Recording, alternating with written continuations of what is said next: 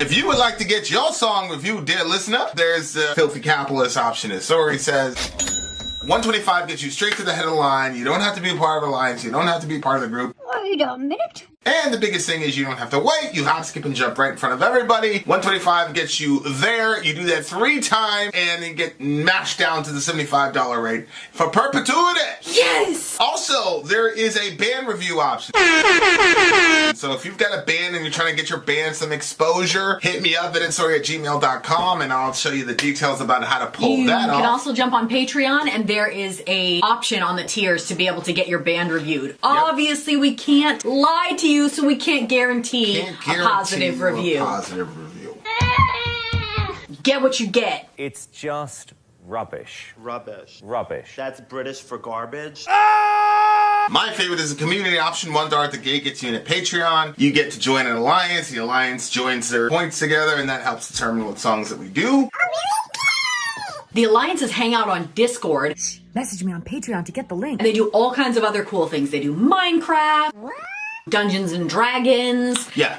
It's really a community within the community. Anybody can go in the village, facebook.com/Vin and Sori. There's 160,000+ people on the channel. What's cool about the Discord is that it offers a real opportunity for community connection, friendship, that type of thing. And it's on Discord, so if you're not a Facebook person, it's for you. You start off at $1. Right. Plus you get exclusives. Sori and I are working on a song. So the first 15 seconds of that was on Patreon. Also, at $15 tier and above, when we actually debut the video, they're going to be there live with us. There you are, dear listener. Buy merch. Buy our merch indeed. And a child shall lead them. Shall lead them, you dumb butts. Dumb butts. Okay, you guys, we're doing a DJ stream here. We've got DJ Mark in the house. And next up on our list is another Coheed. This is a very this is a very unique stream because it's basically 2 bands back to back. Yes, that's exactly what it did. Coheed Which I've and never Cambria. seen before. The Pavilion is up next. The Pavilion. Shout out to DJ Mark. I'm really feeling this Coheed and Cambria, I gotta tell you. Yeah. I do like Census Fail. It's growing on me. I do like but Census I like Fail Census lyrically, Fail, but I'm definitely. really enjoying Coheed and Cambria right now. This is the Pavilion. Let's do it.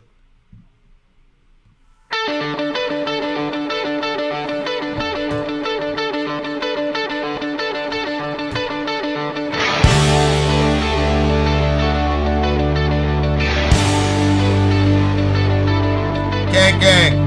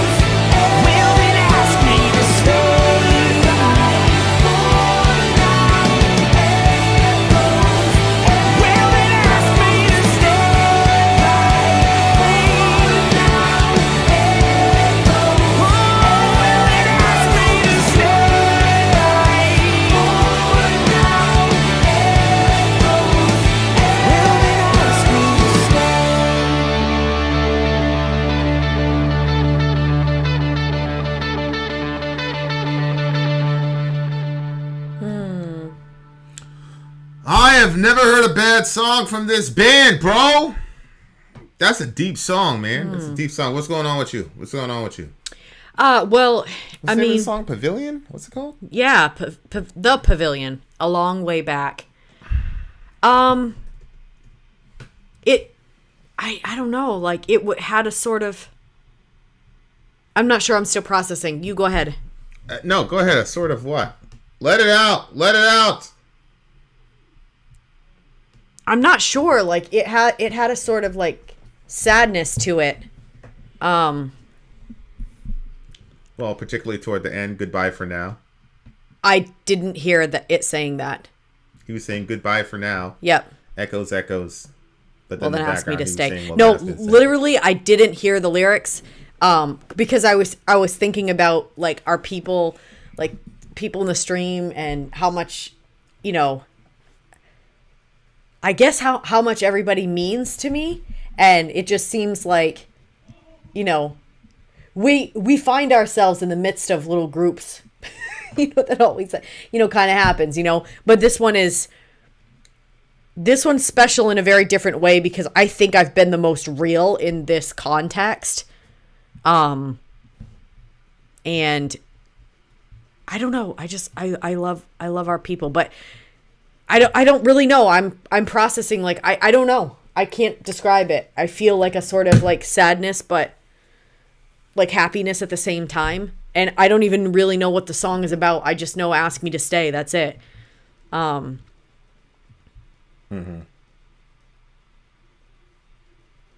Yeah. It was very interesting. Like, and for some reason, like the events of yesterday and something, I don't know. Like actually like the last 3 days, I guess you could say. Yeah. Like it seems like it has, but it seems like every time that like this person like introduces more issues, like it seems like we all end up closer. Yeah. Yeah. It was funny. Johnny's like, I'll stay as long as I wanted. We stormed the gates of heaven for you, Johnny. We heard I know. We had COVID. I know, right? We prayed for you on the live stream. I was like, there's no way we're letting that happen to our folks. Did you send her shirt? Are you supposed to? You're the one that. Are you joking? You said you were going to do it. Did you send her the shirt? But I knew I was going to, so I did. She knows because I already emailed her back. Yeah, like he's got to go on tour and leave his family behind. You know what I'm saying? And it's there's the beauty and the sadness in it. It's the same thing with Brady. It's very interesting because I truly believe that Brady really wants to play. Especially considering that one or two plays goes differently.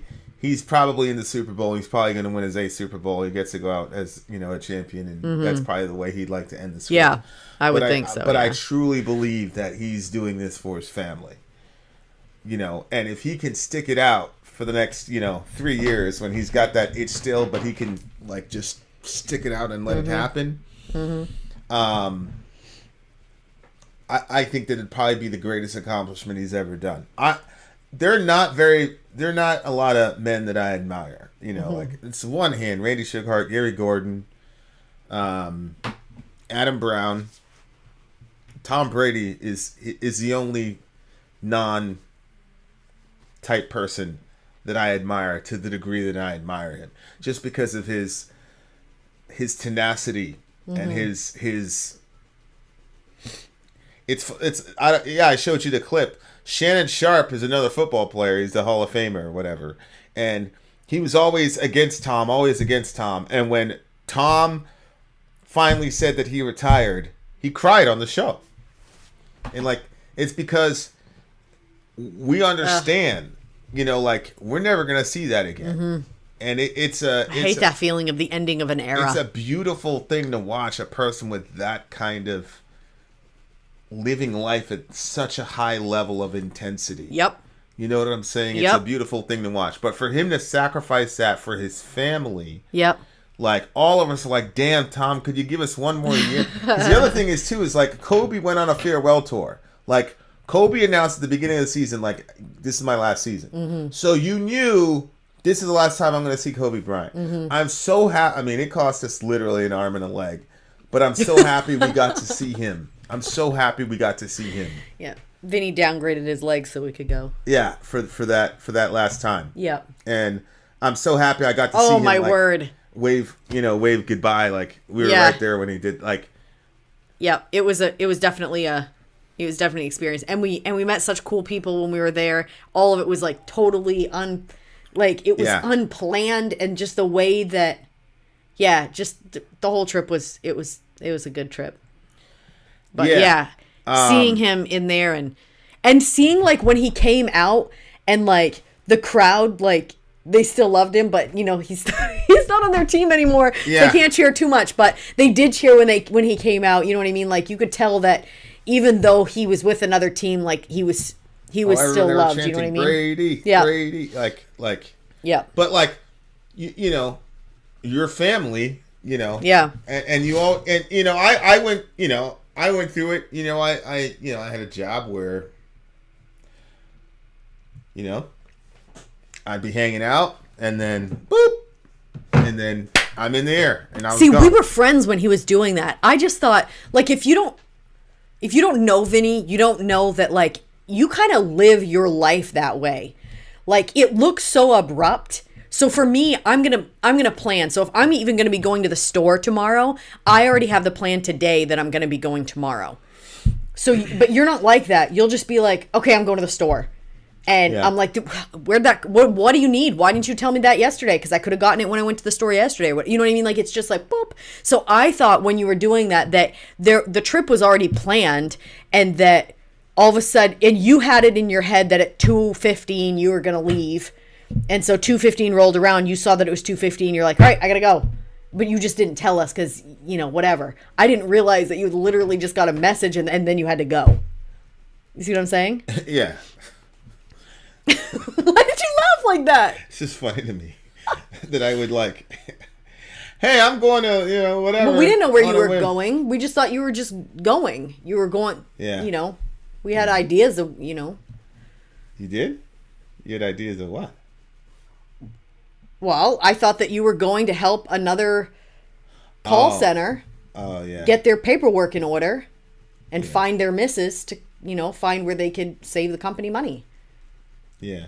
So I'm like, that was already planned. He was going to be going there. And so there he goes. Yeah. It was, we're doing okay with that until, you know, it was funny. It was a family emergency. And I don't think I fucked up, but somebody didn't secure the line. And so you're like, hey, why does it say you're calling me from Egypt?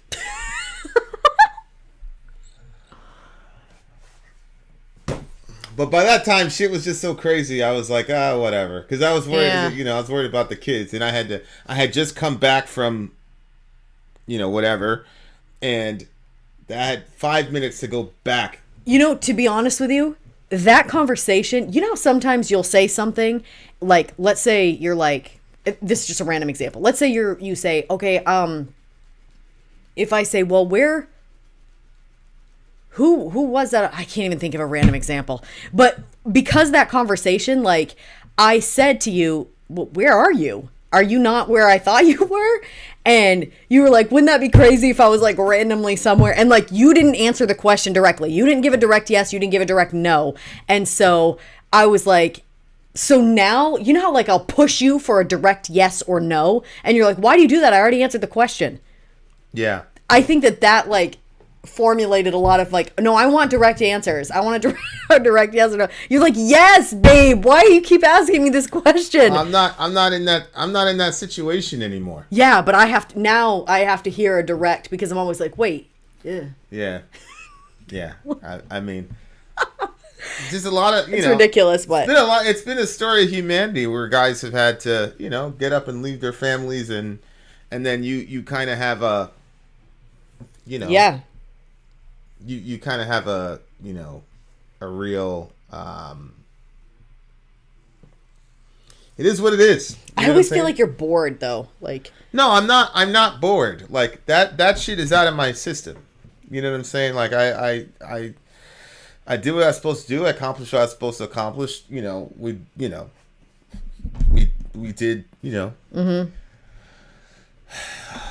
in my view, we did good things. So you know, and you know, I was very fortunate to work with amazing people. You're never ever gonna work with people like that again in your life, and you know it. And you know it. It's not a long-term job for obvious reasons. You know what I'm saying? So, you know, I enjoyed it while it was there, but you know, it was a very hard.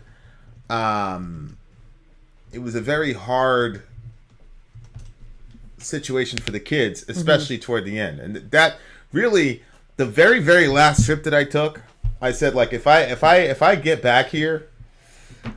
If I make it back here, I'm out of this because the kids, they had never done that before, but they were begging me not to go. Don't go. And then you were saying, I don't have a good feeling about this. I'm like, what? And I didn't know shit about anything. Like, what so the hell, you know? Yeah. And then then I had to go to the embassy and get all that shit taken, you know. And then coming back, a Homeland Security guy. And all, it was a giant mess. It was just. I'm saying all those things were signs to me, like, dude, it's over. You know, and I made peace with that, and I fucked up my leg. It was just one thing after another, and that's when I'm like, you're like, oh, but it's like there were so many signs, like that's your last trip, man. You know what I'm saying? Like it's over. It's over. Well, I think I read myself into situations, like, you know, you say that's self projection. Yeah. Like I think that there's, I can think of some pretty significant times where I said that I'm over something and I really wasn't. Right. It took me longer. Right. That's yeah. I assume I know that that's how you function, but that's not how I function. When I was in that side office at Homeland Security over there in Miami, yeah, and that dude was like, he really didn't want to let me in the country, man. He's like, who gave you this? I'm like, I don't know the name of the person. Oh my god, the lady at the embassy gave me a temporary whatever. I still want you to tell me that story. You still haven't really gotten into, like, how did you get that, babe? I wasn't gonna get an American. I was not gonna have an American passport. You know what I'm saying? So like, you know, whatever. And how did I get? You know, I talked to her. That's what you keep saying. I went to the back office. I want to know what you said. I went to the back office. I had a conversation with her. Yeah, I know that, but how are you so persuasive? Like, what did you say? The point is, I just knew it was time for me to go. I just knew it was time for me to go. But you know, that line. That's why that line, like, then asked me to stay, was really hard, because I just remember the kids. And they were just having a really hard time. Oh my god. And you know, and I just remember saying to myself, like, dude, man, you got it. Yeah, it was a big thing that was in my head, but it really fucking, you know, I made mistakes I never made, but like, I called you and you're like, why does this thing say, you know, and that was because of the kids, because this shit was going, because I had just, they're like, yo, Vin, blah, blah, blah, check this. And, you know, their checks, you know, like, it was just, the whole thing was just horrible. It was just a horrible situation. And that was the same trip where Homeboy was getting all extra, right? Wasn't that the same trip? Yeah. Yeah. There's a lot of shit that this is happening back home. Was all breaking loose. I was just like, all right, I'm not, you know, I can't, you know, like, I just knew, you know, personally, you know, they would always say, like, you'll know when it's time. So everything goes black. Or like, you just, and you know, it was just time for me to, it was just time, you know, and you have to, you have to, you know, at the end of the day, your family is what's most important. It doesn't matter what you're doing. It doesn't matter what you're, you know, but what happens with, like, really driven people, and like, to be in a big giant rock band, like, you have to be a certain kind of person. Yep. You know, and Coheed, they're a pretty large band. Like, you have to be a certain kind of person. You got to be driven. You got to be singular in your mentality, and like, to go 130% all the time, and then balance it out with your family. Most of us don't know how to do that shit. And I was just blessed to be in a situation where I was like, I had so much clarity. Yeah. You know, as to where I needed to go. You know what I'm saying? Yeah. And what needed to happen. But okay. you know, it's hard for a lot of people, and you know. Yeah. But that whole line asked me to stay, like, that's just, that has a lot of, that's really deep, you know what I'm saying? Yeah. And it, you know, if you think about, like, dying, a lot of people, like, I asked, like, one of my best friends, like, you know, are you worried about dying, and you face your own mortality, you know, and it was just like, well, because we all know what it's like to see that message delivered, or deliver that message. And, like, we talk about, like, we couldn't do that to our families. You know what I'm saying? Like, God.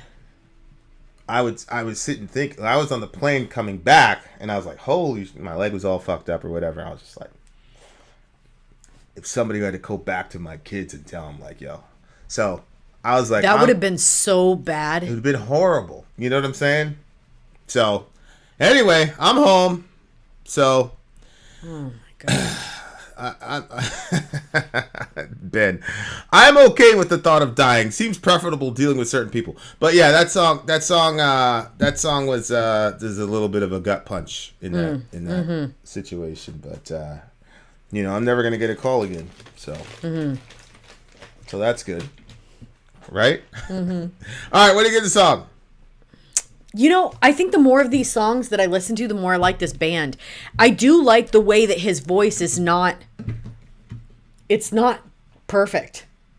It's got a really sort of strange but voice. you know what I felt? I felt like it was very human. Like, some of the times people are singing, you're like, wow, their voice is like a freaking instrument. You know what I mean? Like, it's just, but his voice is not like that. It just feels very like, that's regular. Like, that's us. That's all of us. I can hit those notes. Yeah, it's relatable. Yeah. So I'm gonna go with a 9.4. 9.7 for me. Just that one line. Yep. Just one line brought back a lot of memories, man. A lot of memories, for sure. Shout out to the homies.